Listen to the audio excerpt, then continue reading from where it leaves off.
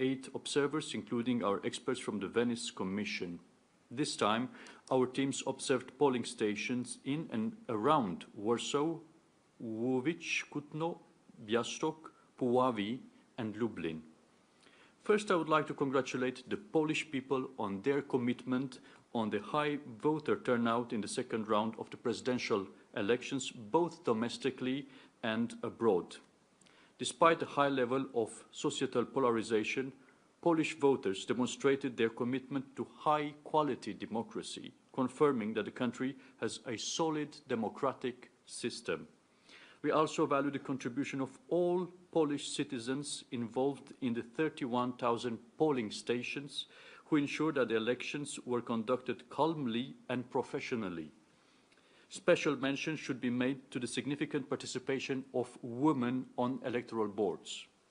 As well as observing Election Day, we also observed the electoral environment in which electoral campaigns are conducted. Let me highlight a few issues that we found important and which will be addressed in our upcoming report.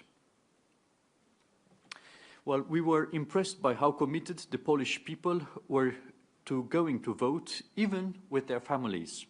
While I understand that this is a custom practice in Poland, vote secrecy, however, is a pillar of our shared electoral heritage.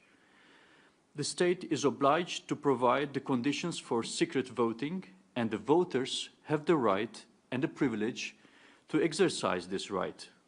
This is an important safeguard to ensure that everyone feels free to vote, immune from any undue social or political pressure in both urban and rural areas.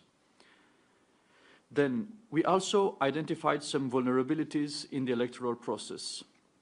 During the electoral campaign, we witnessed disinformation and foreign interference, much of which the relevant Polish institutions linked to sources within the Russian Federation. The lack of efficient coordination among institutions limited the effectiveness of efforts to counter these attempts. This issue is of concern not only for Poland, but for all Council of Europe member states, and our Assembly adopted last April a resolution on foreign interference as a threat to democratic security in Europe.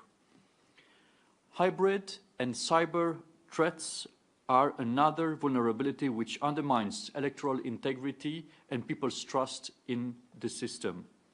On 29th of May, the Prime Minister announced the extension of national security measures in response to ongoing hybrid and cyber threats from the Russian Federation and Belarus.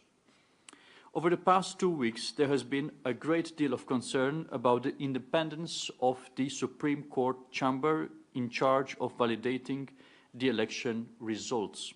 According to the European Court of Human Rights in Strasbourg, this chamber does not meet the criteria for a tribunal established by law. Concerns about the independence of the judiciary, including in electoral matters, will persist beyond this specific election. The absence of regulations of third-party campaigning is also an issue.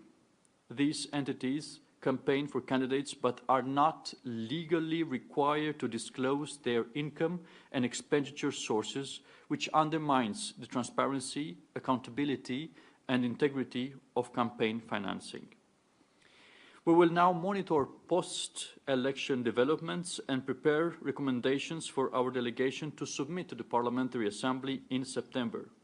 As part of our monitoring procedure, we also expect to engage in a dialogue with the authorities to address key rule of law issues that impact electoral matters. I call, on behalf of PACE, the Parliamentary Assembly of Council of Europe, on Polish politicians to act responsibly and collegially and help the country resolve these issues. And now I'm looking forward to questions from your side, if there are any. Thank you. Many thanks. Indeed, now there's time for your questions. As this is a press conference, we will only be taking questions from journalists, so I'd be grateful if you could begin by introducing yourself and your media outlet.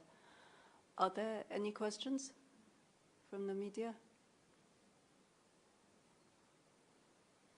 This is your only chance. It's already after the second round. No questions? You already understand everything? In that case, we'll leave it there. The report and the press release are available in both language versions as you go out, and they will shortly be available on ODIHR's website. Thank you again for your interest.